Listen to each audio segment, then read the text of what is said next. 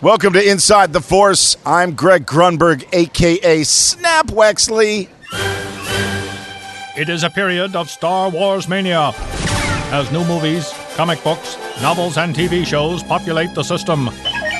Fueled by their love and passion for the galaxy far, far away, two exceptional geeks tap into hundreds of holocrons in order to bring you the knowledge and insight of all things Star Wars.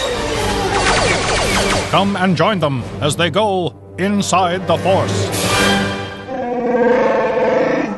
Welcome back, everyone, to Inside the Force. Dave Cottingham here with Casey Cooley. Hello, everybody. And Cody Geiler. Hey, hey. Welcome back to another jam-packed episode. We're here to talk about all things Star Wars. So, all things. We got a lot to go over real quick on the news. We got a brand new trailer. Always good to get a trailer that has Star Wars in it. Yeah. It's exciting. Brand new Resistance trailer has been out a few days, so we've got some time to think about it and break it down. So we'll talk about that. And then we got a big topic to talk about, which I'm not even going to hint at. So we'll just go with it. We'll just go with it. So news. Let's go with the news. Noose. What's the news out there? It's for the movies, it's semi-quiet, kind of. For episode 9 right now, the only thing that is somewhat of note is that the rumor out there is that it's going to wrap production February of this next year. So if they started August 1st to February, so it's all August, February, October, December. So like 7 months. Basically 7 months. 6 months. So I think there's like there has to be a break, probably Christmas or something like that. But maybe I don't know. If it's a month break, maybe. I don't know. I mean, that's a lot of you get 24 hours. Holiday. It's a holiday wait. Yeah, I guess they fit. I don't mind if they just keep filming forever. Yeah, just keep and just release as long as it takes. Just release it as they to make it perfect, polished. Yeah, that's right. A year. But does that mean it's going to be a longer movie? I mean, they have more I think stuff. It's been speculated rumor that this could be longer than The Last Jedi, which I don't know if it's possible. But there is also some heavy people go into analytics of movies all the time. J.J. Abrams, I think a lot of his movies have similar runtimes, and I'm not 100% sure on this. I feel like a bad JJ fan, but I think they said they're usually under 2.5 hours. Yeah, I would say which would be that's interesting right. because I think 2.5 hours would be great because last movie in a trilogy should be long and take as much time as possible. But what if they split it to two movies? That's been a rumor. That's been can make speculation. Even 10 episodes. I would hate that. The OCD people out there, the fans out there, just split it so you can make episode 9 and 10. Nice, even 10 episodes. There's no way they would do that. No, they would. Are you OCD? Is that why you just said that? And that is a funny, ironic thing. Yeah. Episode 9, part 1. Episode 9, part 2. No. What? No. It would be like that moment where Force Ghost Luke pops up and it's what? Moves over. Come back next year. Release it immediately that next year. I don't know. That would be cool, but I highly doubt they're doing that. I'd say that would be a longer movie. I wouldn't be surprised. I wouldn't be surprised if it's 3 hours. I wouldn't be surprised if it's 3 hours. Whew. Well, Jedi was 2.5, right? Last Jedi was 2.5. It was. Was it the longest? It's the longest movie. Yeah. It's the longest Star Wars movie. So, I would think it would have to be 6-7 months. That's long just for any movie. It is. It's that's very crazy. long. So, and then you think about it, February. I mean, that's less than a year to post-produce. That's very this thing. true. Eesh. So they're posting as they go. Yeah. They got to be posting right now. So Christmas. Well, then we should see something. They've got footage. We are seeing something. Come on, by the end of the year. We should see a J.J. Abrams social media update I know. This week. I still think that's the only tweet he's ever done so far. Probably, yeah. I think that's the only tweet he's ever done was that one. So who knows? Yeah, I don't know. He's too busy. He's in great. He's like, I don't have time to tweet now. Why do I do this? I don't have time. So other movies though. When Solo's coming out soon. September 13th is the right? digital version, and then 2 weeks later, yes, okay, that's right. It's quite soon. I'll be getting the digital. I can't wait. Yeah, I'm gonna. Do you guys plan on just coming over? Because I'm gonna have a screening that night. Awesome. Perfect. Yeah. All right then. Great. Other than that, for the movies, there isn't too much official stuff. There's a lot of rumors out there about one rumor about a potential canceled solo film, spinoff film, whatever you want to call it, Star Wars stories. One featuring just a movie about Tatooine. Right. It was very vague. So more so about the location as opposed to plot, really. But I can't think of the article in detail, but it was you said it was about the cantina, possibly. It was, well, that's kind of what I read. It was the production designer is what I read that did an article, and they talked about that they were in the works of just started. I mean, I don't think there was even a script yet. I mean, no telling how many movies they've. I mean, correct. Boba Fett movie out there. I'm sure that kind of. I mean, Ewan McGregor was also just interviewed. Once again, asked if he's going to be in Obi-Wan. He's like, same answer. It's do it. I would do it. I don't know if anything's in the works. There's no movie happening. To me, it's such a safe answer because I want to see a video of that. It's in his contract to say that. I guarantee it. Well, it's true. Yeah. I mean, at this point, they can straight up lie and just know they can't hold them against them. But like, maybe it's like Kerry Russell. Like the deal isn't signed yet, but like he's kind of committed and it will happen. Yes. It's just not officially in that pre-production. How could the deal not be signed if supposedly they're doing pre-production for a movie that's starring him? That just seems bizarre. That's why I feel like it could be inked. It just you can't say anything. He's not allowed. You're not allowed to say anything until we officially announce it. Was that interview a written article? Because I've seen I read it. I didn't see it. I've seen some video ones. Yes. I've seen one in particular that almost seems like he's been saying this for a while. He's pushing it off. But sometimes it's like you can tell more so in those videos when it's like in his face. Yeah. He did one on Kimmel that he was like, kind of laughed about it. And was like, yeah, I'd do it. You know? And it's like, oh my god, he's so lying. He's saying that he's in it. Well, supposedly he's filming a scene in 9. So that's the rumor. That's the rumor too. I love it. Gosh, no, the Tatooine thing that goes back to a conversation we had a few shows ago where we were talking about like what do we need? Mm-hmm. Like what story, and we're kind of we'll maybe get into that later, but it's like, did we need a solo movie? Probably not. But do we need a story about Tatooine? And you know what I mean? It's like, I don't know who the characters would be. I mean, that area is interesting with Solo because you've got Solo, potentially this Obi-Wan movie. Of course, spoilers for Solo. It's been out long enough. Yeah, the Darth Maul cameo. You've got Maul that's in play there. So you've got all these characters, iconic characters. Yeah. Lando, everyone else, all in the same area around Tatooine. Jabba's palace, all that. Boba Fett, that have all been rumored as movies. Right. All those characters are in the same timeline and going to converge on Tatooine. So I think there's something interesting there to happen with all those characters if you could have them make cameos in their own movies or put them together. I just don't know if there was a Mos Eisley or a Tatooine movie who it was going to be about. Mm-hmm. Yeah, like we talked about that again. We talked about it before about kind of world building, right? If this was, like you said, this was somehow connected, like if this was a Jabba the Hutt movie. Mm-hmm. And Solo came through, and you know what I mean. Like I would totally be down with that as far as the connectivity, but we've said this several times. They've laid the groundwork perfectly to make this happen, and I can't remember who tweeted about it, saying like it was one of the director, one of the writers, Kasdan, right? John Kasdan said like. Keep talking about it. They're listening. If you want to see more underworld stories, so this will kill it to be an underworld thing. I mean, there's ton. Yeah, I think there's. I mean, you've laid out the whole syndicate thing out there now, and you got all these other heavy hitters lined up. It's like you're just literally setting it up for this all-out war and these great stories to be told. No, I mean, it's a good movie title, All Out War. All Out War. Nice. But there's just that was a Walking Dead thing. Actually. Well, that's true. I mean. The whole do we need it, do we not need it, do we want it? I mean, that's always so subjective in a way. It's like we don't need a lot of this stuff, but like what we want to see, we didn't get from Last Jedi. The story that we wanted, we didn't. So was this Batman? Is this the story that we needed, kind of a thing, to propel Star Wars to where it needs to go? Who knows? I mean, who's to say it needs to go in one direction or the other? It's just right. I mean, for Solo. Were we okay without it ever happening? Sure, it's not like we were missing anything necessarily. They could have easily made it a book, and we would have read it and loved it and fine. The general audience would think none of it, but now it's out there. So, yeah, hopefully they won't make it just a shoehorned one-off. Let's just pigeonhole this origin story as much as possible. Well, I think with all stories, but I think with especially stories that are all set in the same universe, I still think what I mean by need is I think it. Does it advance something? Does it? All right. Yeah. Rogue One to me made A New Hope better. Yeah.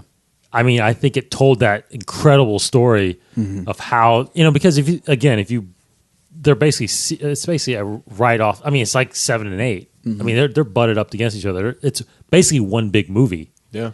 I mean, Rogue One talks about the Death Star plans, Yeah. and you end with the destruction of the Death Star. So it's like, just like episodes 7 and 8, it's like finding Luke and getting him to help us. That's resolved pretty much in 8, right? So it's like, I see the point of Rogue One and the importance of it. Solo, do you need it? Because in my opinion, it's to heighten that character. I guess add more qualities or backstory. Did we need it? That's what I'm saying. Hey, No, I don't think I needed it. Yeah. I love the movie. Yeah. I don't think I needed it because I don't think it really. My vision and thoughts of Solo, they're just concreted ever since I was a kid. So you can't do anything really to change my opinion of him. Really, I think it's fair though. you know what I mean? Yeah. That's kind of what I was think talking it's about. fair. So a Tatooine movie with even the underworld, like, does it does it make that galaxy more threatening? Does it add more character development? The ones maybe like a Bosk we don't know about, or a Dengar we don't know. I don't know. The origin of an IG-88. I don't know. It's like, I mean, I could see, So definitely see it as just telling us the state of the galaxy before we knew it.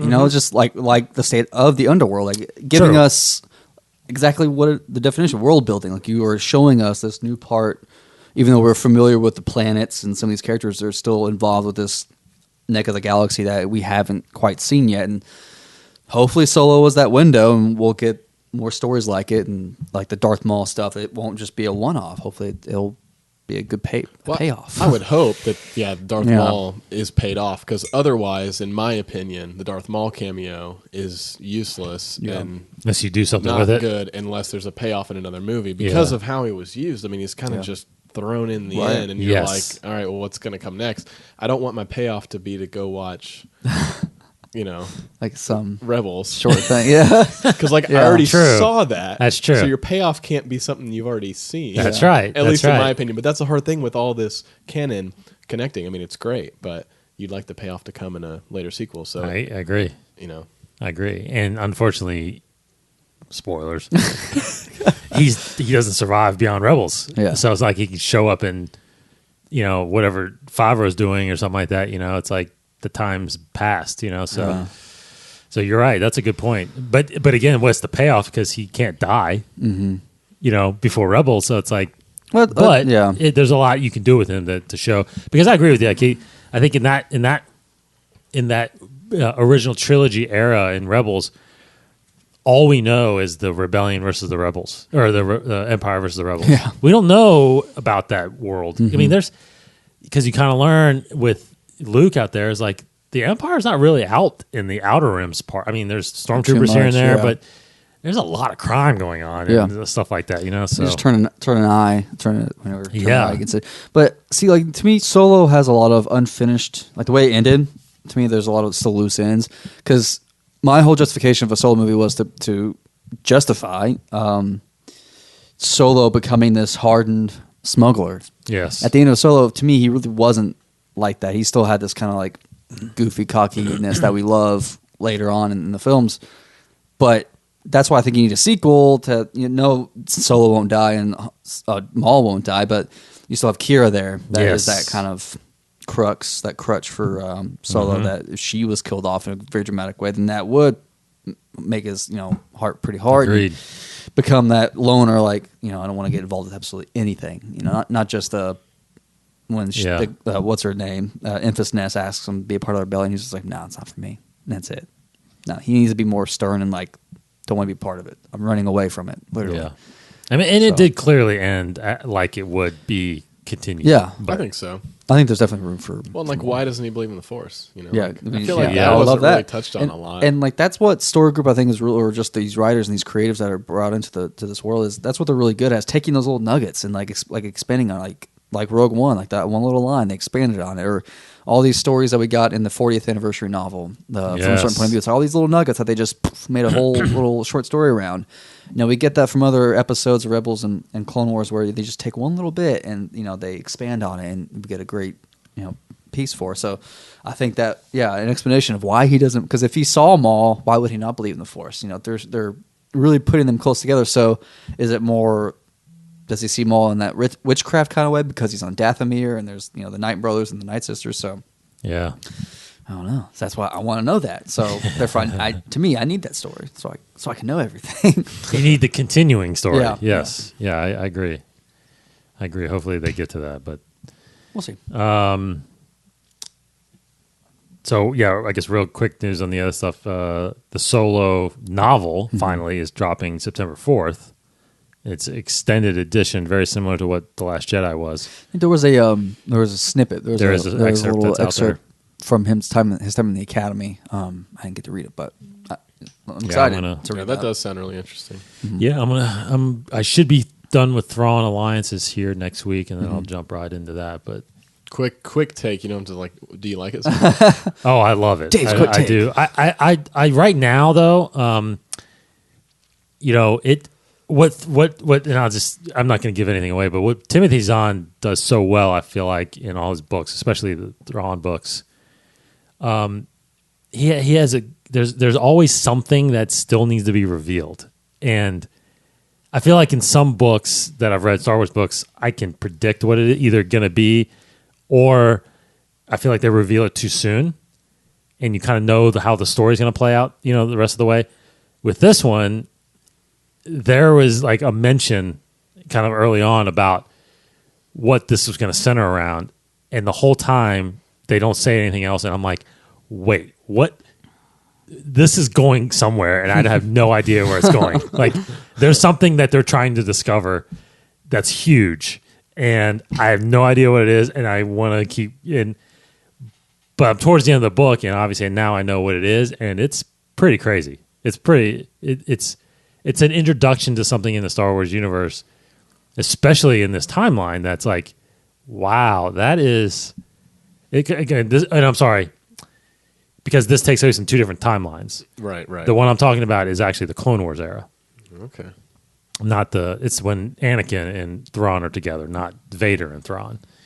So there's something in the Clone Wars era that I'm like, man, that's pretty crazy. I know I can't. I'll talk to you guys offline about it. But no, it's really good. I still would put the first book ahead of this one. I think I actually still would right now because the first book I thought was incredible, and this is good. The dynamic between Vader and Thrawn is incredible, and the story. There's a lot of Padme in this too, which is really cool. So we talked about it a little before that they're really kind of hinting at this Clone Wars era, this prequel era that they're expanding more on. So I love it.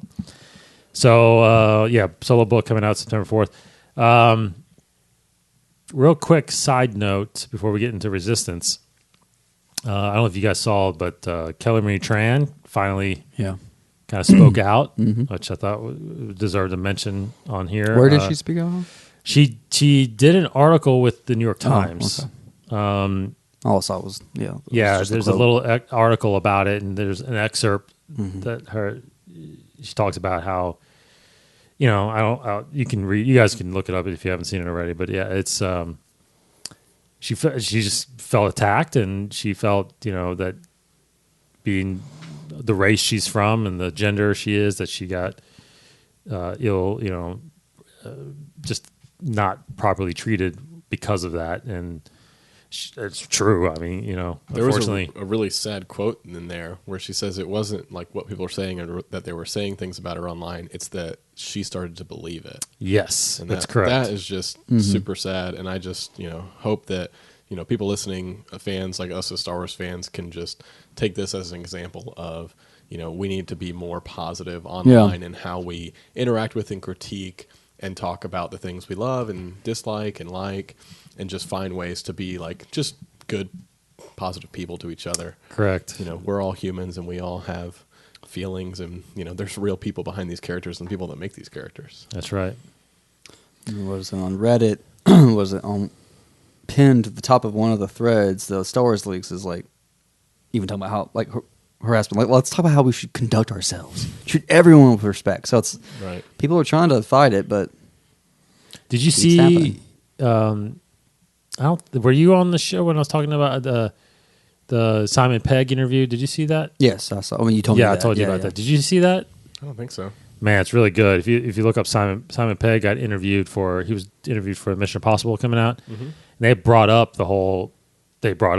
social media, like people getting attacked, and they brought up Kelly Marie Tran and even Ahmed Best, who admitted that he almost committed suicide based on. Now back then there wasn't social media. I mean, he was just getting berated by people in person. Right. So, but Simon Pegg admitted he goes, I feel absolutely horrible because I contributed to that. I'm critical of Jar Jar Binks. I'm critical of some of these characters, and I feel horrible that I would say something like that. He goes, I would never attack somebody, but even just the negative critiquing of a filmmaker's vision and stuff like that. He's like, I can't believe I fell into that, and I'm ashamed by that. Wow. It's really cool. Wow. It was a really good realization by him. So anyway, I've said that on here a couple times that people need to go check that out. And shout out to Ahmed Best. Dave mentioned he's starting. I think he's starting to do this like one-man show. So he's been a lot more active on social media. Fans have probably looked into or seen some stuff that he's posted. If you haven't, check it out. Check him out on Twitter. But he started a vlog, and I just watched the first 3 episodes. There's a few profanities in it, so be careful if you're avoiding that kind of stuff. But it's really good. He gets really deep and honest because he basically said like, hey, somebody talked to me about this, told me I should do this. I'm going to try to be honest about it. And it's just really interesting to see behind the curtain a little bit if you're into like behind the scenes and just knowing the people behind these characters. So I'd recommend checking it out because that's awesome. Yep. It's really cool. That's great. Yeah. I mean, people, I saw the tweet about, should I do something? I think that was when that started. And then I felt like everybody was like, do it, man. I want, come on our show. People rallied behind it. Oh, yeah. Mm-hmm. I mean, I don't know. I don't know. I think the view, again, the negative audience of Star Wars is actually a small percentage. Mm-hmm. But negativity is so loud. Mm-hmm. You feel like you see it a lot more than and not many positive people actually speak up. You know what I mean? So I feel like there were a lot of positive people that didn't care about Jar Jar. I mean, they didn't think it was, and especially they didn't blame it on Ahmed Best. You know what I mean? Yeah. I mean, it's not his fault if you don't like the character, right? But he's actually really a pioneer in some of the motion capture. Absolutely. I mean, he even goes into like Andy Serkis a little bit, and kind of in a sad way, where it's like you see where Andy Serkis is and his success, and Ahmed Best started it before him. Jar Jar, yes, and see like how he wasn't successful, and he talks about that. He's like, I don't know why I haven't been successful, and all these. I mean, it's really interesting to take a look at. So I recommend it. So it's basically because of Gollum versus.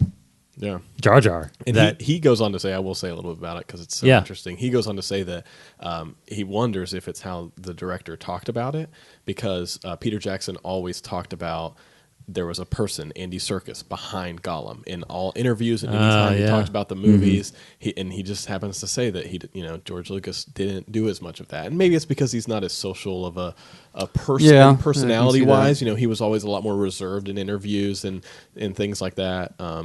But he does he just thinks out loud in his vlogs, so it's really interesting to hear.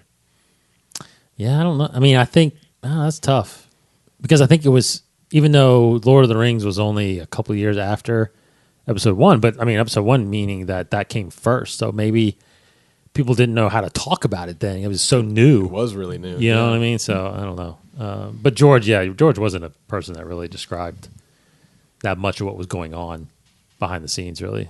So okay, let's talk about Resistance. Star Wars Resistance, we got a premiere date also in the U.S.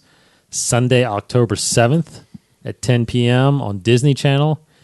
Now, right there, in my opinion, even though this looks more like a kid's show, in my opinion, a 10 o'clock time slot is not for kids. Well, and I've also read that like these days, time slots don't mean much because everybody just watches the kids watch it on streaming anyway. So maybe they didn't try to get a primetime slot or early morning Saturday slot. And I don't know. Like, did they care? Because or even the 7 o'clock or 8 o'clock, or something like that. That's a little more kid friendly because that's a school night. Well, it's a hard time slot, even I think for adults. I mean, maybe they're trying to capture. Maybe they try to look at it and say, "Look, we're not going to go for 10 a.m. on Saturday morning with like other cartoons or cartoons that we might have grown up watching because people watch them at different times. Right.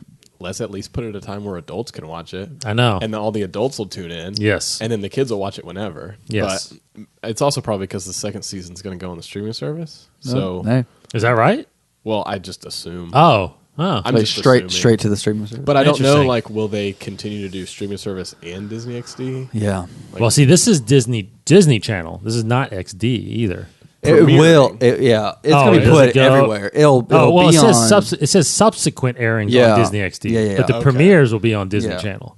Oh, for each episode, not just the... I think so. Okay. I think this is a Disney...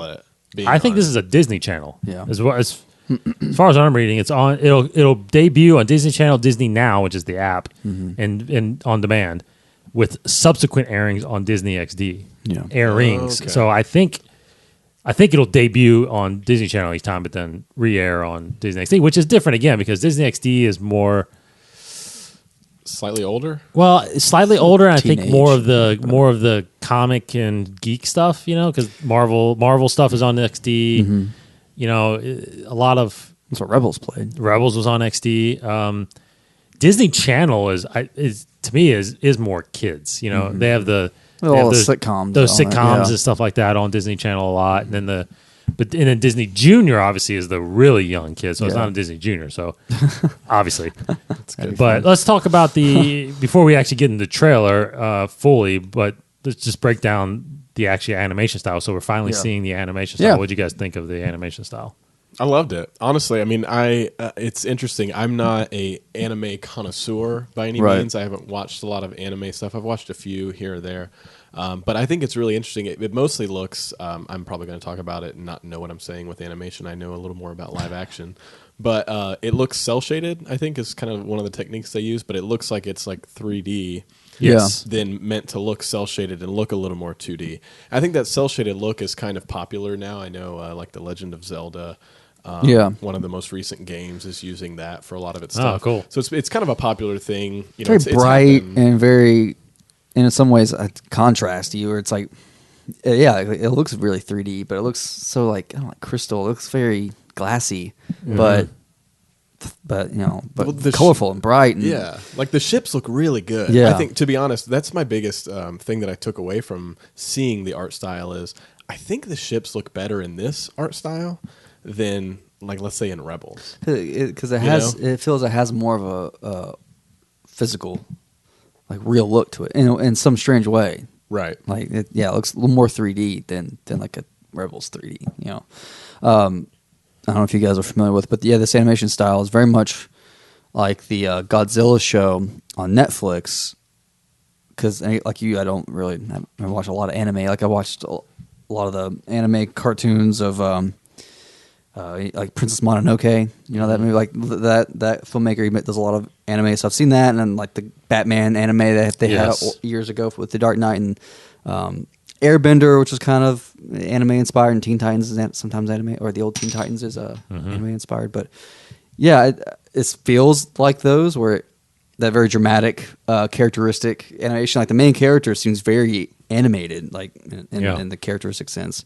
Like he's very goofy in that kind of over exaggerated emotions kind of sense. But I like the animation style. I'm not usually too picky with animation because I don't feel like I've seen really bad in a while, but it's definitely different. I like that it's really different. That's my biggest takeaway. Yeah, because I was worried like, this might just be so much like Airbender, which Filoni's done. So it almost seemed like something that was canned and formulaic, like they're just kind of putting this out there, not really trying something new. But it feels very fresh visually.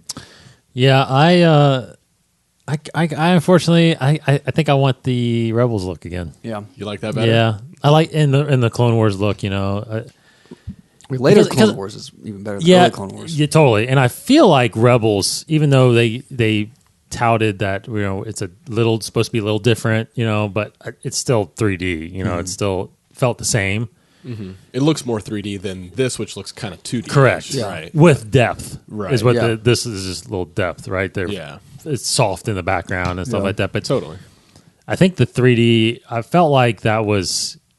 just felt like since he did that twice in a row, I was like, that was kind of the established look of animated shows, but I'm for it. I mean, I'm obviously I'm interested in seeing how it plays out, but I think the 3D was more my thing, and especially what's weird is that as a parent, watching Disney Junior a lot, everything on Disney Junior is 3D. Yeah, I mean everything. Muppets now, babies are all babies, 3D. That's a strange. That's like almost realistic 3D. I know, like right? The fur and like it's so good. It's really good, actually. Yeah. But all those shows, even Mickey Mouse now is all 3D. I mean, it's like, so I'm surprised. I'm actually a little surprised, and we talked about this a while ago. I kind of feel like they did this for one, budgetary reasons, and for timely, to get it out faster. I feel like this could be quicker. This is where I don't know animation wise, and I'll probably show my ignorance. Is this style probably cheaper? I don't know. I actually don't know. I would guess. That's what I would guess too. But because this is digitally drawn, I'm assuming, right? Yeah. I don't know. You would think. If anybody listening knows a lot about animation, we need to bring on. I mean, I feel like Rebels and Clone Wars. Again, I'm in the same boat as you. I don't know much about it. I know pretty much about it, a lot about it, but not as much as far as the creation of it. Mm-hmm. But I feel like in the other two TV shows, there's a lot of polygons, right? You're in that space and creating shapes out of polygons. This, I feel like you're actually illustrating these shots. Yeah.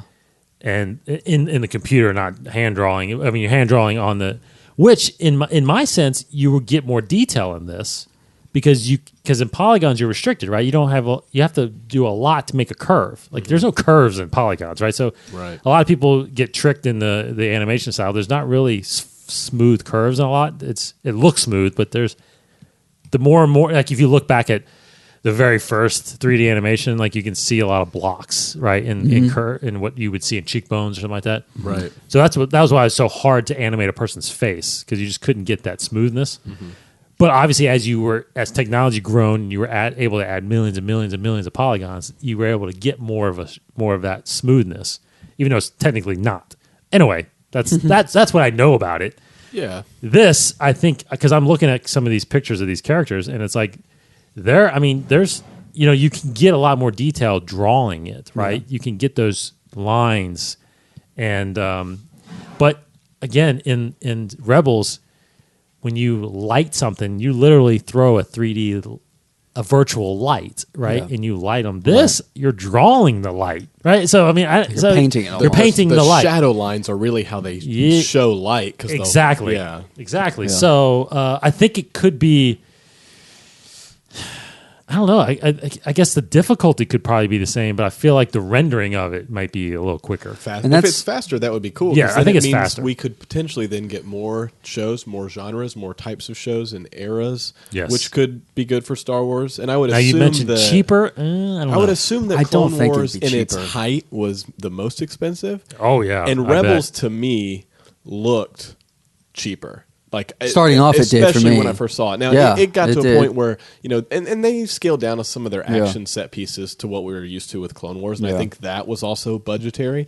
And it's not cheap in a bad way. It's just the budget they have to work with. I would assume that it's kind of they're scaling down their budgets so they could potentially make them faster and maybe make more. Which I think would even be good. Clone Wars, because I'm going through the series again. Their early season looks much more. I hate to say it, but for lack of a better word, cheaper. Like the animation looks more. Not as complex as how it ended. Because I remember... Well, I don't think technology was part of that, too. Exactly. But I remember, like, as the show was ending, I kept noticing when they would do close-ups of the characters, like, you'd almost see paint strokes at sometimes. You'd see it on textures and on clothes and sometimes even faces. Like, it looked way more detailed and it gave a very specific, very artsy look, which is really cool. This show... Wait, Rebels or Clone Wars? Clone Wars. Resistance, though, I don't think it's cheaper or even necessarily faster. It's just a different style. Like...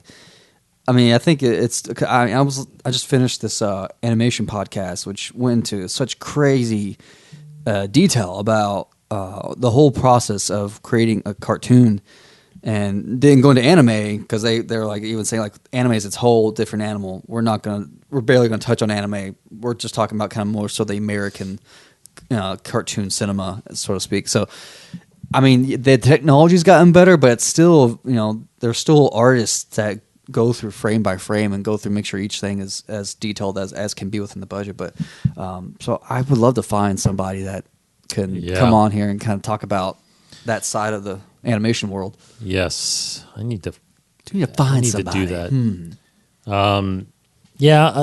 So anyway, the animation of it, I think we're in agreement. It's good. Agreed. I do think that I lean more towards the 3D stuff. Yeah, absolutely. I'm in that world. I feel like so. Okay, so the trailer itself. Let's talk about that. You were introduced to a new character. Is it Kazuda? Kazuda, played by Christopher Sean. We got a sense of most of the characters. There's still some questions on who some people might be because we didn't. Apparently there was probably not Donald Faison wasn't really featured in there at all. We don't know who he's playing. His voice, yeah. So there's some questions with some characters now. Well, let's do the trailer before some of this other news that popped up. So trailer, go. I liked it. Yeah. Yeah. I mean, I had to watch it a second time. The first time, I feel like I didn't catch a lot of the audio. Yeah. Well, it was we you watched it in it, the office, yeah. but I had to watch it 2 or 3 more times to focus on it. My first initial glimpse was like, wow, this seems really goofy. Like, but I wasn't mad about it. Like, oh, this seems like a lot of fun, very funny, a lot of fun. It seemed like it was geared towards a younger audience, but I'm totally fine with that. I will obviously watch every single episode, but watching it again, it's like, yeah, it seems goofy, but that's probably more so comes with the style. I don't think it's necessarily going to be a goofier show or a kiddie show. I don't think so. We just got a small glimpse of it, but I don't think you can say positively for that. But overall, because the animation was cool, it seems very action packed, and a lot of cool visual spectacles were happening with these different looking X-wings flying around and all these different characters. Like, we were just kind of slammed with a really amazing visual in this short minute and some change. Like, it was a really short trailer, wasn't it? Like minute 20, maybe? I think less than that. It was short. It was short. The Rebels premiere trailer. Yeah. And I don't know if we probably got a teaser first. It seemed like this was more like teaser length. It was. Yeah. I think that's right. And so yeah, it was a short, I don't think there was a lot of story in this at all. No. Mm-hmm. It was a short tease, but I think we got so many different visuals happening with I feel like we saw most of the characters too. I think we even saw Phasma in there. We did. I think there was a glimpse of her. So yes. it's like, gosh, there's so much happening, and I think that's one reason why they went with this style. Is because it allows for so much more. I keep saying the adjective in the art form, but so much more anime. It's so much more animated in terms of just so much more action happening. Maybe it's easier to do action with this type of animation. I don't know, but it was very fun. I had a lot of fun watching it. Mm-hmm. I think that's the key word is fun. After watching it kind of back to some of our earlier conversations about where Star Wars is right now and where it is with fandom, and it's like this is just a show where I think you can dive in and it's going to take you on a ride, right? I mean, literally and figuratively because they're riding in ships. But I just think it's a really interesting timeline too. That's what I'm most interested in. Is this Resistance era. It's kind of pre The Force Awakens. Mm-hmm. Seeing Poe was awesome. Mm-hmm. Assuming he's not going to be a large part of the show, right? Hopefully we can get to know Kaz, the main character, and kind of go on a journey with him. And I think where it's targeted to audience-wise, to your point, Casey, I think that it might be a little younger than maybe where Rebels started. Yeah, but like Clone Wars, Rebels, all the other shows, the character grows up with the audience. If this is targeted at a 9, 8, 10-year-old, eventually, 3-4 seasons, that same kid that it could be targeted at will then be, almost to middle school at that point. So, I think we could get to see some really cool growth with a character like Kaz, who's very new to the Resistance, to who is the First Order. And I'm really excited because they showed him in his Republic fighter suit with like a little Republic logo. Yes. Which I think is one of the first times we've seen that. But it's also the Resistance logo. The Republic logo is the same. Well, the blue flight suit, he has a different logo on his shoulder that's like who's on Poe's? On Kaz. Oh, on Kaz. When you see him and Poe, and I don't know how deep we want to dive into this, but I think they're probably on the Radis potentially. Oh, right. It's that really? white hallway. It does look It could be any Resistance ship, but you got to assume if Poe's there, he's telling Kaz about his first mission, you know. Mm-hmm. I don't know what we'll get to see. Hopefully we get to go to places like Dakar for the very first episode, potentially see some characters we all know and love. But I'm really excited to, mostly for the timeline, but this art style and how the ships look and a story about a pilot, I think could be really interesting. Mm-hmm. Yeah, it's only a minute long too, so it is a quick look. And I do believe that Clone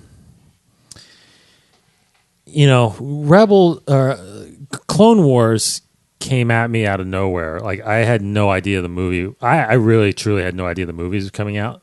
The Clone Wars movie, and I remember Chad, who's been on the show. Like he called me up one weekend and was like, "Hey, let's go check out a film." And like, did you see the Star Wars movie that's out? I'm like, what? Like, they don't make Star Wars movies anymore. I was like, the Clone Wars, and I was like, what? And then I researched it a little bit because back again, this was 2000, was it 8, right? Yeah, 10 years ago. So 2008, when the internet was still it's crazy to say 10 years ago. It was still small. Yeah, for like viral. Still in its infancy. So we went and saw it. Now I wasn't overly thrilled at the time. I was like, wow, this is straight towards the kids. This is not my Star Wars movies, that I'm used to seeing. But obviously, then I found out there was a TV show. I don't remember a really big trailer that came out for that, right? Now, when Rebels came out, I felt like that trailer was awesome. Mm-hmm. I mean, if you remember it, Kanan walks out, builds the lightsaber. It's like, whoa, this is awesome. So looking at that retrospect, and then now with this, this doesn't actually fully grab me. Mm-hmm. It is fun looking. I definitely am going to watch it. I'm that kind of Star Wars fan, but I don't, and there wasn't a lot of story in this. Mm-hmm. I don't know what I've read about what the plot is, but that doesn't translate into this, which is this Kaz person on a mission to discover more information, I think, about the First Order in a sense. Now, with all that said, have you seen the proposed timeline that this actually takes place? Yeah. I think you told me about it the other day, Dave. It was someone found it off StarWars.com. Yes, it's in the metadata of this. It's not told on the page somewhere. It's actually in the descriptive of an image. I think that's on the source on the code. Mm-hmm. That's why I love the internet. Oh my gosh! Yeah. Hats off to whoever was just like, I'm just going to look at the StarWars.com metadata today. Actually, that happened a lot with the viral marketing of The Dark Knight. I remember. Yes, that's where I started getting into source code. I was like, oh my gosh, now I'm going into the source code of everything because there's might be secrets in there. They hid it. Yeah, they hide it. Yeah. So apparently, because there were rumors that this could take place around the Bloodline timeline, right, or right after, because that's kind of when the Resistance started. You'd think that's when they came out of the shadows, yeah. Yes, which is 6 years before Force Awakens. Yeah. Well, now, according to the code, this is 6 months before the Force Awakens. It's close. It's very close. It's crazy. So, which begs to question some people saying that, well, does that mean we're only getting a season of this thing? Yeah. That was my first reaction, and I've had time to think about it since that came out. And I think I don't know, maybe it'll be based on fan reception, but what I think they're going to do is putting this in the sequel trilogy era. We will get first season, second season, how many seasons are before The Force Awakens. And I think we're going to see these characters and these stories go past The Force Awakens, past The Last Jedi, especially if there's that time jump between The Last Jedi and 9. Mm-hmm. Once 9 comes out, I guess it'll be in its second season when 9's coming out. Like, it could be running concurrently. Yeah. If it follows a fall schedule. So it could run up to 9, at a certain point. You're right. And then 9 could come out. I mean, I don't think we'll see a lot of stories after 9. I don't know that there wouldn't be a threat of the First Order at that point. So it would have to be a very what different. are resisting now? I don't know. But if this show was only 2 seasons or whatever, it could run up to 9 eventually. Yeah, I can't see them thinking like this is only going to be a 1 or 2 season show. You have to think that they have like several 4 or 5 at least, but like planned out. Yeah. So I didn't think about it, but it makes complete sense because that's Filoni. I feel like he loves doing that, having things back up right up to films or movies, or even overlapping a little bit. We're probably going to see that with Clone Wars when they're going to do the season 7 of whatever we're calling it now. But I was talking to you, Cody, about it. And it's like maybe they're going to play it as like close to real time. I don't know, like 6 months. Like normally a season spans a year. You're right. So what if it's literally like not like 24 It's like- kind of it's real like time, 24. but yeah, Yeah, But, the episodes there's no gaps really. In the there's not a lot of episodes. gaps, There's more and each season continuation. probably is pretty like the close first to each season other. could only take a week. Sure, I mean, it could. Yeah. I mean, 6 months could be 6 seasons. Do we Yes. even know how many episodes it's going to be for the season? Has that been said? I think it's 22 episodes. 22 episodes. Yeah, I mean, I read this. yeah. because they're That's trying a to do. It's a month right there. Yeah, they're trying to do 10. I think Episode before a day. the season break, and then they're doing Yeah. next year. They'll do 12. Kind of like what they did with the Rebels, So yeah, I think it could be this one mission, which maybe takes a couple weeks. That's very Could much like be- Star Wars in itself. Like Star Wars Exactly. always takes place 2 or 3 days, 5 That's right. days. So Yeah. I think that sounds cool to me. But 6 months, it does raise a lot of questions. Not concerns. I'm not concerned about it, but it's just I'm asking so many more questions now. Like, so the First Order didn't really come out into public view 6 months before Force Awakens. That seems crazy because Kylo Ren. We are kind of led to believe that he became Kylo Ren I think he's 6 or so years. correct. I think they've been around. Well, they've been around, but they've kind of you have to at least know about them in some way. Well, there's some canon information about the First Order. So I just caught up. I'm not caught up to like the last Poe Dameron comic, but I over the weekend decided to read more Poe Dameron comics to catch up because I was like, it's kind of in the Resistance That's timeline. right. I want to know. I need to do that. I too. want to know where Poe Dameron is, and I'm actually going back and picked up where I left off in Bloodline. Right. Because I like Bloodline, but for whatever reason, the person's voice like almost put me to sleep when I was on a road trip, so I had to Yeah. stop it for a while. Yeah. And her Han impression was just like, Yeah, it was hard for I me to agree. get over. But the audiobook is good. I like it. So I Yeah. picked that back up. So I'm interested to see what I can gain from that moving into Resistance. But the Poe Dameron comic, in the beginning of it, there are times where they're out on missions, for the Resistance, and they encounter First Order and some different First Order people, but they're very strictly told like not to openly engage. And there's like a whole storyline where like they're in big trouble, and somebody like he just pulls the trigger to like get them out of a bad situation. And it's like one of those things where they weren't supposed to be in open warfare, so it is very much like a Cold War. Yes. I guess leading up to the Force Awakens. I just And like that you, I and didn't that think comic it was. is closer to the Force Awakens, I think. It right? goes right up into It goes right. Yeah, and that and Poe it- finding Lor Santeca. that's right. That's where we need to, as fans, we do need to read more into what we're seeing in these films and reading into the crawl more, because when you do think deeper about it for Force Awakens and Last Jedi, you do understand that the First Order have not really done a whole lot. Right. Until then. Until then, because you read the crawl, that's why the Resistance is the Resistance, because the Republic didn't think they were a threat, even at that point. That's right. They've kind of sanctioned it a little bit, whatever, because Hux thinks they're all traitors, so that's why he kills them all. But then in the crawl of The Last Jedi, now the First Order is rising up. Like all of the different cells across the galaxy are now coming up, And Well, they easily took over once you wipe out the government. that's like a big part, yeah. I mean, there's That was nothing when else they to do. became like known. I That's guess exactly was right. When they blew up the Yeah. Osnian system, Well, no one knew about Starkiller Base, right? Yeah. I mean, I think. no, I'm pretty sure. No. I think that was the Maybe- first time it maybe was. Kaz will find out. That's true. Yeah. Cass is going to be the Jyn Erso of the sequel trilogy. But But it will be a different show because Clone Wars, Rebels, they were in open war Yeah. throughout the entire series of the show. This show, it's a spy mission that he's on. I mean, it'll probably play a lot more like a who can I trust? Who's good? Who's bad? He'll probably, some of these characters we've just seen might be First Order sympathizers. First Order sympathizers? I don't know. I can't say it. First Order sympathizers? Yeah, that's true. Maybe Finn will be in there. I thought about that a little bit. He's just mopping away. Mopping the deck. Oh gosh, yeah, he'd be still Stormtrooper. See now, talking about they're reintroducing the prequel era, so I gotta get caught up on all that stuff. But now, like I get caught up in Poe Dameron, I get caught up on the Phasma book as well. When does the Phasma book? Where does that play in all this? That's timeline wise. The Phasma, the book. the novel. The novels. The novel's pre. But how many years or? It goes back all the way to 10 or 12 years before. So, but that's the First Order still. I mean, it's still like it is. We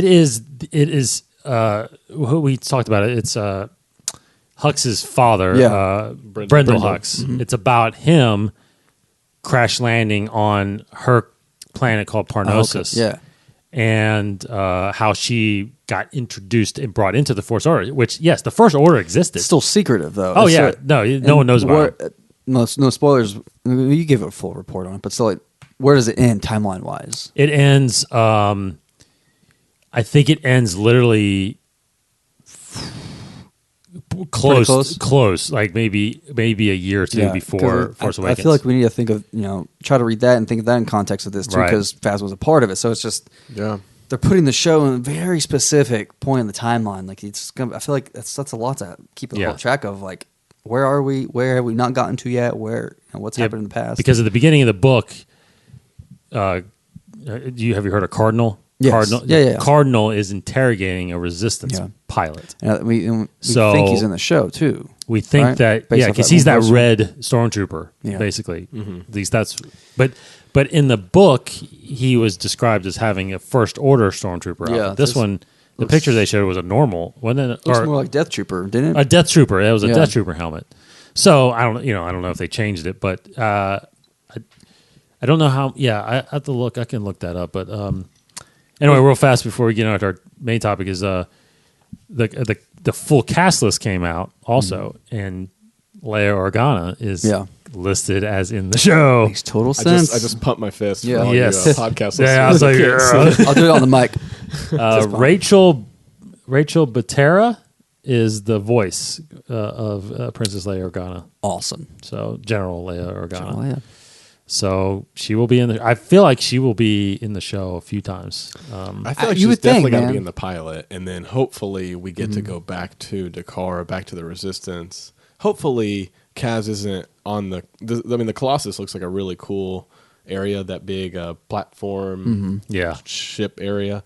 Hopefully the whole show doesn't take place on the Colossus, right? I think he's going to be space at yeah, some I point. think he's traveling. You go to that ocean planet kind of thing. It's like an ocean type planet. A lot of it takes where I guess maybe he's sent to. I don't know, but I don't know, I'm excited once again because it's, to me, the whole theme is world building. Like, to me, we're seeing new parts of the galaxy, new characters and new stories. But I'm so curious of how they're going to just tie us all in together with everything else. It's so and I wish some of those characters that we saw were in The Force Awakens. Like, I don't recognize any of those pilots as the ones attacking Starkiller Base. Right. Yeah. Hopefully Snap shows up. That'd be cool. That'd be cool. I know, Greg right? Grunberg doing the voice. Yeah, So like, absolutely. there could be a lot of fun characters. Like if Leia's in it, and this whole thing is about racing and pilots. Oh, Yeah. You know what Han was doing right around that time at the end of Bloodline? Han's just kind of like, get me in there. I mean, he was running like what was his like the Five Sabers? Yeah, I like can't remember the racing kind of league. I can't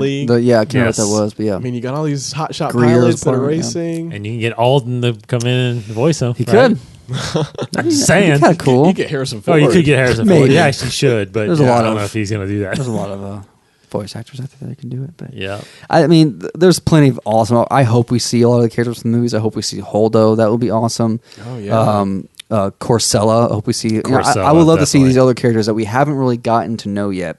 Kelly Marie Except for Tran could come back. Rose. Yeah, Rose and her sister. I think we can have a lot of that. Yep.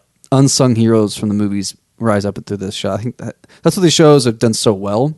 Like Rebels did that really well. They brought Leia, they brought Lando, they brought some other characters, Tarkin, Saul, all these other characters that we kind of heard about a little bit. So it's I think it's a great opportunity. Just that's what the shows are. I think one of the best things that shows do. We gotta see Kylo. He's got to be the Vader of Rebels. It's like I wonder how dark they're going to get. Like we've been talking about, like how dark and how soon are they going to get with it? I mean, even Clone Wars, when the show first started, clones were being wiped out left and right. Like they were being shot and killed and all this kind of stuff. And, yes. So I wonder how dark we're going to, because it's on Disney Channel, and I just try to scroll through the Disney Channel shows. They are mostly cartoons and sitcoms. There's probably The Descendants is kind of dark-ish in a way. It's still kiddie, but it's but you're dealing with witchcraft. You're dealing with some dark elements. But there's a Marvel cartoon that looked somewhat mature. But I mean, so I don't know how mature we're gonna get. Yeah, I don't know either. I mean, you saw a shot it's of still TVG, blaster fire. So. Blaster fire, and there's violence in some way. So, remember Clone Wars never was on Disney, right? So that was only on Cartoon Network, and it's going straight to the streaming service. So there's no TV restrictions for that, So interesting. Okay, let's brief talk about, because I feel like this topic that we're going to get into is really an open discussion that it will probably have to continue. I feel like I don't think we're going to come to a conclusion, but. You guys said it. You guys have been talking about this. You guys can I think we've talked a little bit about it in shows previous, and I keep saying like, gosh, we just gotta. There's an underlying question here, and Cody and I have talked a lot about this offline at work and stuff.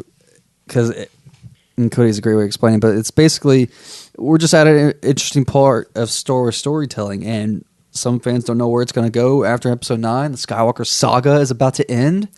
Yeah. What kind of stories are we about to get from Rian Johnson, from the Game of Thrones guys, from Favreau? Maybe more solo sequels, a Tatooine movie, Obi-Wan movie, Boba Fett movie. What stories are we going to get, and how is this franchise of Star Wars going to be carried forward? And I mean, I'll kind of hand it off to Cody here now, because he raises the question very well, I feel like, and we've talked a little bit about it, Dave and I, and it's so interesting. So. Yeah, well, I mean, it basically, like Casey said, it kind of stemmed from just some random conversations that were happening. And I think, like Dave said, we want this to be a conversation with listeners and fans as well, to kind of chime in on their thoughts. Because we don't know, it's not like we have answers. It's more just a question of, what makes Star Wars successful, really? It's kind of a basic question, but it's also very deep. And, where Star Wars is now, we're all big fans of it. And a lot of us grew up, I was telling Dave before we started recording, I grew up with the toys and then went and saw the prequels when they were in theaters. And, I saw a lot of the original trilogy, on VHS, just, because my older siblings and parents had seen it. And so it's been really nostalgic for me. And like Casey said, with Episode 9 coming soon, we're going to see the end of the Skywalker Saga. It'll be the last time we see, characters like Luke, Leia, unfortunately because of Carrie Fisher's passing. And, right. They killed off Han Solo, so, we won't be seeing him again. Where is Star Wars going? And without the characters that we all know and love, can it be as successful as it's been in the past? And it's basically because, I think I'm starting to theorize that Episode 9 is going to have to utilize nostalgia again, much like The Force Awakens, and because of, I think that's some of J.J. Abrams' style, to be able to really bring home a good story to end this whole saga, really. Not just a trilogy, but a saga. And once we don't have those characters to lean on, we look at things like the Han Solo box office. It was a character that we knew, but they were all new cast. And, we're looking at the new shows coming out, even looking at Resistance, really excited about it. But these are all characters that we don't really know, right? Poe and things like that. But they're not, the main characters we've all grown up. So really it's a question for you guys, and just to keep talking about is, can Star Wars still be successful after Episode 9 without this history of characters that we've all grown up knowing and loving? I mean, it's really, you can expand on it even more, because with Favreau's live-action show, the rumor is that it's about Mandalore, and we talked about that a few episodes back, but this could potentially be one of the first shows that is completely void of original characters, any characters that we've ever known. It might have stuff from like Rebels and Clone Wars probably, but maybe not. Also, no Force users, no Force at all, no lightsabers, no Jedi, no nothing. I mean, this isn't a timeline of, there could be other Jedi, like Luke's around, but who knows? So Yeah, like, will those stories be successful? Because a lot of fans loved Rogue One because it was very gritty and it was kind of war based, but that still had nostalgia. Rogue One was really tied to the original trilogy. Yeah. I mean, I think Dave, you were just talking about how it lines up, and even though there weren't Force users besides the Vader cameo, which was amazing. There were characters we knew, and then. The Force was still a huge part. It was the biggest part of Rogue One because Galen and Lyra. Lyra would talk to young Jyn Erso about the Force and gave her that kyber crystal necklace, and then Chirrut was like the driving. Everyone's. I was talking to my brother the other day. We were like talking about movies like Han Solo and Rogue One. He's like, "Oh, the one with the Force was with me," and he was like, he just quoted him. And he was basically a Jedi without being a Jedi, right? Him and Baze, and the Force was such a big part of that movie, and I think it's a big part about Star Wars, right? Is. I mean, growing up, all the stories we love, characters like Han and Lando. But Leia and Luke, they were Force sensitive. We didn't know that about Leia until later on. But with Luke, like some of the beginning part of the movie that we kind of get that sucks you in is when he gets that call to action from Obi-Wan. Right. I've got this lightsaber that belonged to your father, and he was a Jedi. And what's a Jedi? And what's the Force? And those are kind of the things that for me that keep me coming back to Star Wars. And I think we've talked about it a lot for you guys. So it's like when they don't have the Force, for Resistance. When they don't have the Force as a big part of it, is it going to be as successful? Is it going to be able to carry? Yeah. As some of the movies and the original trilogy and even Rebels and Clone Wars. Yeah, that's where I still have always been that way. I think that's what made Clone Wars so successful was that it's centered around the Jedi, and I think. And I think that's where I'm kind of thinking in my head when you ask that question. Is I think that once the Skywalker Saga is done, I don't think it's necessarily. I don't think it has to be those characters that continue in the Star Wars, but I do think it has to be Jedi. I think, because I think you can create new characters, new Jedi characters. And I feel like more Star Wars fans would be into that. And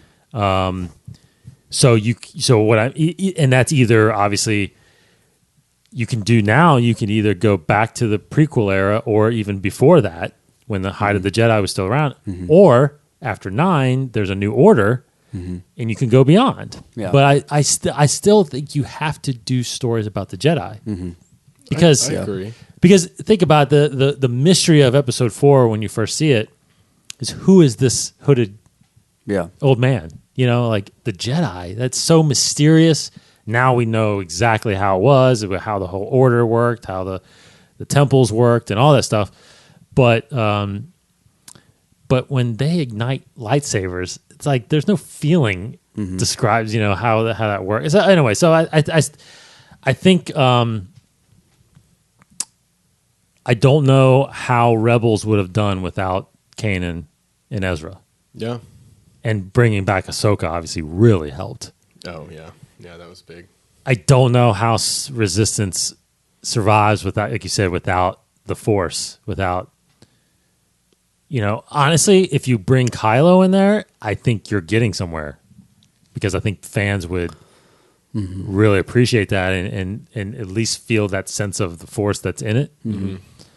But I don't know. And Favreau, if you're going to Mandalore, and it just needs to be very good story. Yeah. To really hook you. I think. I mean, yeah.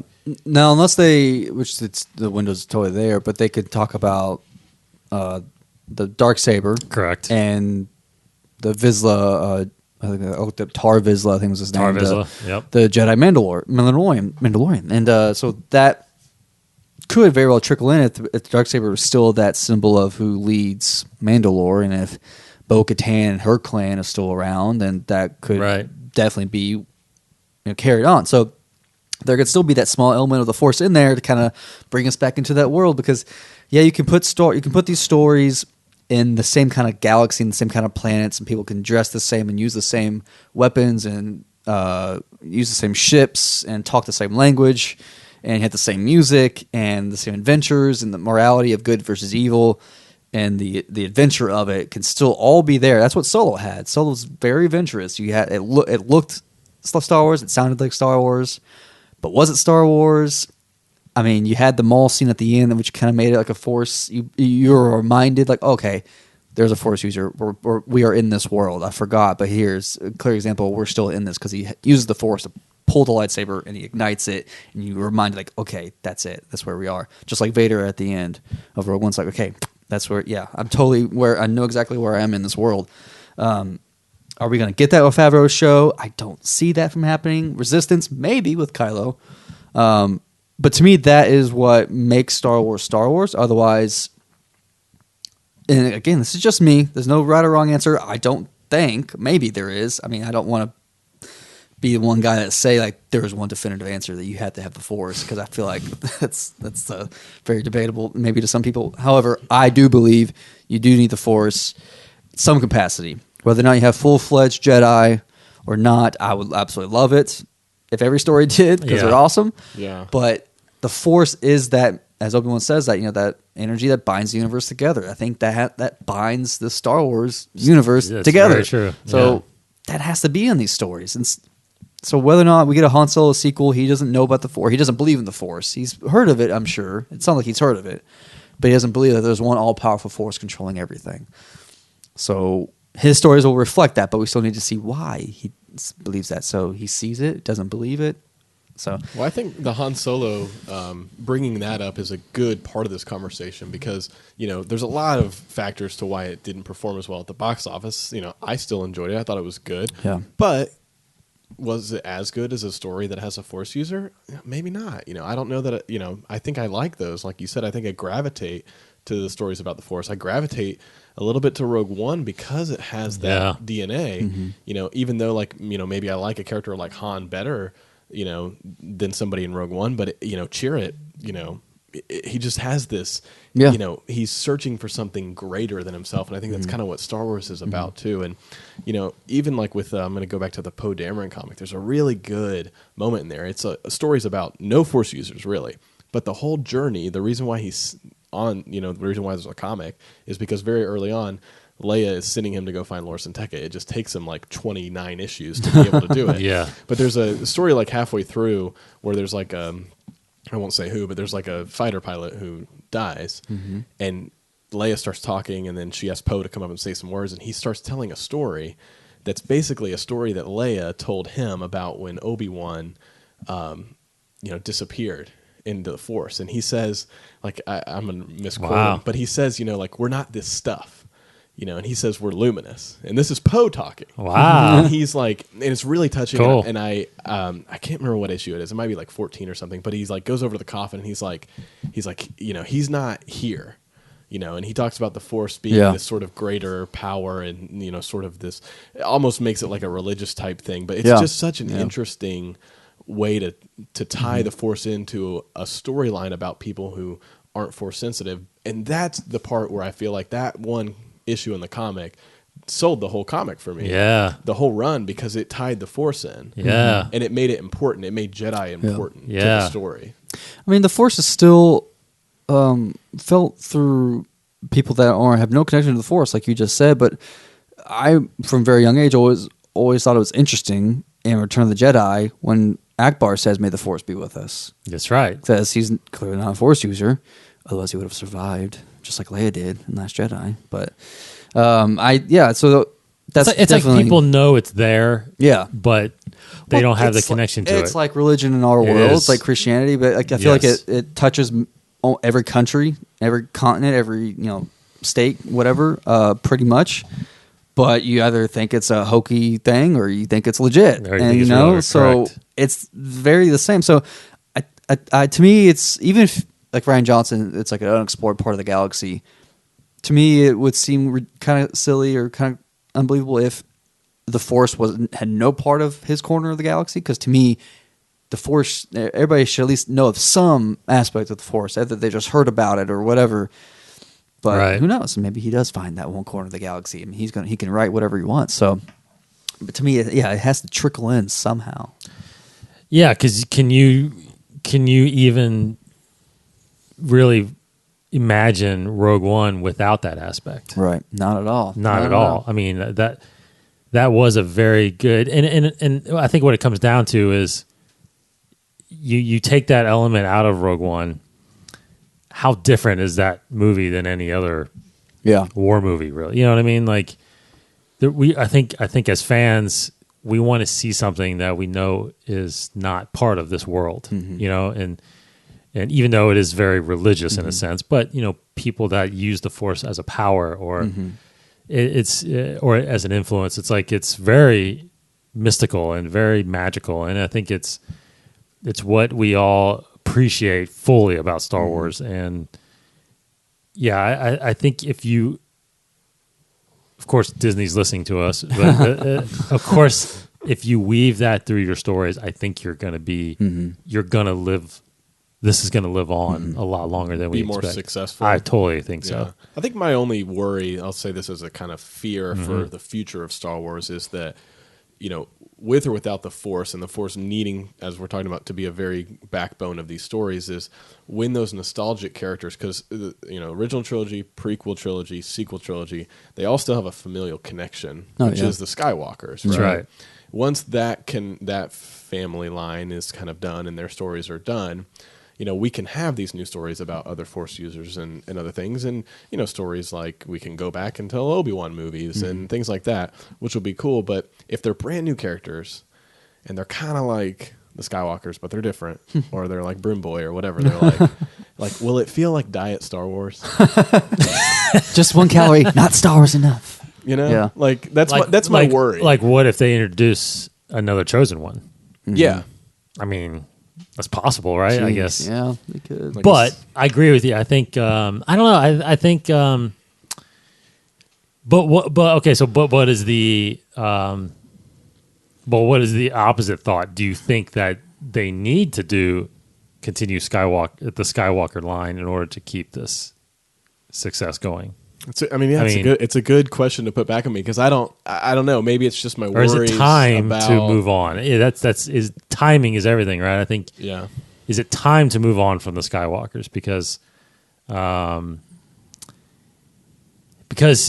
I tell you what, I think back sometimes is that I almost, you know, I love and adore George Lucas, but I almost feel cheated that we didn't get these guys young when they were younger.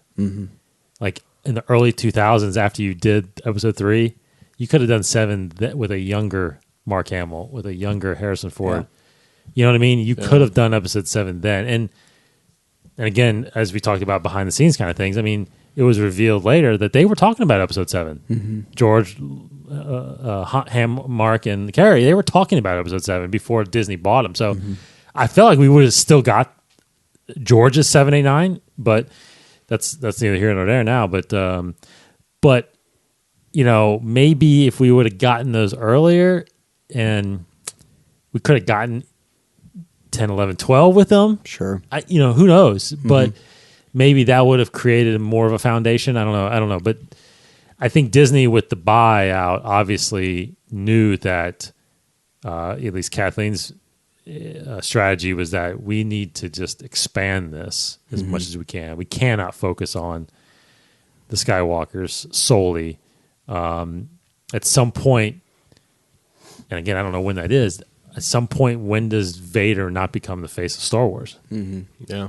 You know, because that he's the most iconic, I feel like the most iconic image of Star Wars. And they've done a great job with the sequel trilogy. And, you know, I think that none of that is this conversation. I just want to make that clear that these aren't all negative conversations. No, absolutely But not. that, like, even with Kylo, I mean, Kylo might very well be one of my favorite characters. He's got a lot of depth to him.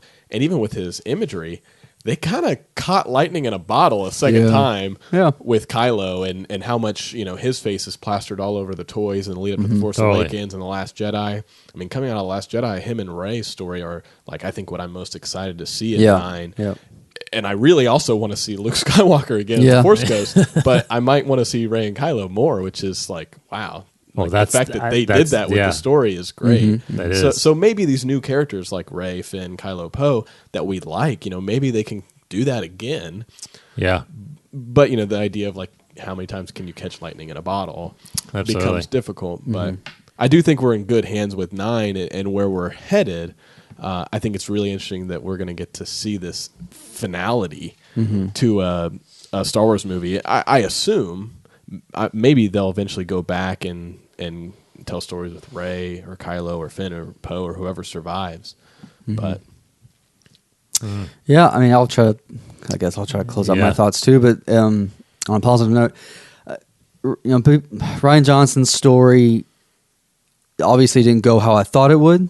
But I still think it left in a very hopeful note, not just with Broom Boy, but with but with that hope of the Jedi won't die. Like we will get like that Jedi. Maybe it's not necessarily the Jedi Order or the Jedi Academy, but that sense of Jedi coming back will be restored. Will kind of the universe will be righted. I think it'll be corrected at the end of 9, where I mean the villain will be defeated, the heroes will be victorious. It will be a new chapter, brand new era of Star Wars. I think it's really going to be a very exciting time once 9 is over. I think we'll be sad. There'll be a lot of nostalgia, but I think that nostalgia will be over at that point. I think 9 it will be one of the last stories we're going to get of that nostalgia, like in big, movies. So I'm sure we'll get books and comics and that kind of stuff still. Right. But movies that propels I agree. forward, I think it will, as they were saying, the saga will be over. That nostalgia of this classic Empire, Rebels, First Order, Resistance will be done, and we are finally going to get new stuff. However, I think it needs to happen, and I believe it's going to happen. The Force and the Jedi, even the Sith or whatever they're going to be called, if the Sith are dead and it's something else, that will continue as well. And I'm very excited about that. Not to say that people have, there is probably a certain sect of fans that want those stories with no Jedi, no Force. I think that's a good eye opener too of what other Star Wars stories there can be. Yeah. Like the Poe Dameron comic, for like you said, most of it is not Force related, although Loras Santeca kind of has that element there, and he's over on top of it a little bit.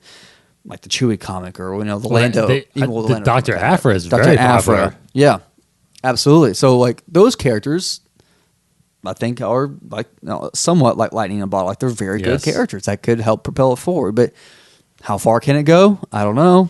Without having the Force, to me, that's integral, and it needs to stay. But I'll watch everything that comes out anyway. So Yeah, I agree. I'll keep it alive myself. So, the Jedi, I just think, I'm kicking myself because I had a thought and I just lost it. But you were talking about it. No, I think if they, I thought, just thought of it. I hope, now that, again, this is for another discussion because it's really big, but I hope what I'm a little frustrated still about in this era of Star Wars is that if you think back to what happened with Order 66 and the Purge of the Jedi, they still haven't been redeemed fully. Mm-hmm. Like, there's a whole generation in the galaxy that think that they were actually traitors. Mm-hmm. So that's what I was hoping, at least in my opinion, that's what I was hoping Luke's complete return would be, to restore the prominence and, goodness of the Jedi. That people would start seeing them again as hope and as justice and as peacekeepers. Because again, I don't know if Palpatine apparently got rid of a lot of the archives and stuff like that. So it's like how much of history has been erased, and I still want to see them restored, not just back, but restored and peacekeeping the galaxy again. Like that's my hope, and I don't know if Rey is that person to do that. I don't know if it'll get there, but has time passed enough over these 60 years, since basically almost 50, 60 years, right? Since episode 3, has time enough passed to where people don't even really know about it. It was so far ago that they don't even really know about the Purge and know about, the Sith and the Jedi anymore. And now it's like this new thing, the Jedi, or this new order, right? The new Jedi Order that is now the good guys again. You know, because they are the good guys, and I hope they become the good guys again. I don't know if you guys thought about that at all, but that's kind of where I'm at with them. I think it's a good point. I mean, I don't think I've thought about it a lot. The fact that the Jedi haven't been restored in the public eye in universe, but because you still see that sprinkled in some novels, and I think especially maybe in a certain point of view, I think there's some novels in there that, or actually I remember Heir to the Jedi, the one about Luke. There's times when he's come across people and they're like, "Oh, you're a Jedi. You guys are traitors." You know, there's still that idea, and that's what I'm saying. And I hate that. I hate to say hate, but I hate that about the era of Star Wars, because they were betrayed by the Sith, and no one knows that. No one knows that. Yeah, that's them taking crazy pills. They're supposed to be hope. And you think about that perspective. We know every detail. But the people that are living in that galaxy, like, they have no idea. They have no idea really who Palpatine was. And, you know, some of them think he was a hero. They saved the galaxy. He saved the galaxy. You know, so it's like, but we know the real perception is that the Jedi were good. They just lost focus and got overcome by the dark side in the end. So it's like, that's why I hope we get to that era again, you know, where the Jedi are the good guys, and they're fighting evil, and there's still Sith out there, but whatever. You know, I don't know. That's fun. That's fun to me. You know, that's the stuff. Yeah. Cool. Very cool. To be continued, I'm sure. Yeah. As these new stories come out and all that stuff. Of course, Resistance will be with us here very shortly, in less than 2 months. We will get the premiere of Star Wars Resistance. Definitely will be looking to watch Solo as that comes out. And I got to get with these guys, and we are going to actually, because a couple people have asked us, need to get a Last Jedi commentary done, because that's a lot of talking to do. Man. There's a lot of talking, and start early for that movie. Yeah, and I've been actually thinking about, I want to go back and watch it a couple more times before we actually do it, because I want to get my mind about it again. I just watched it this weekend. Oh, right? I texted Casey. I'll mention this one thing. I think I've been really critical of The Last Jedi about certain things, but I still love the movie. I think sometimes, looking at how we talked about how we are Star Wars fans, sometimes maybe from a filmmaking perspective, I can be overly critical, story-wise. I still have some major qualms about the protagonist in the third act. But all that aside, that moment, I think Casey kind of touched on it, where like, Luke is telling Kylo, like, I'm not the Last Jedi. And what you're saying is, like, the Jedi aren't gone. No. Like, that moment in that movie is amazing. Yeah. And it's just so good. You guys should watch it again. I agree. No, I agree.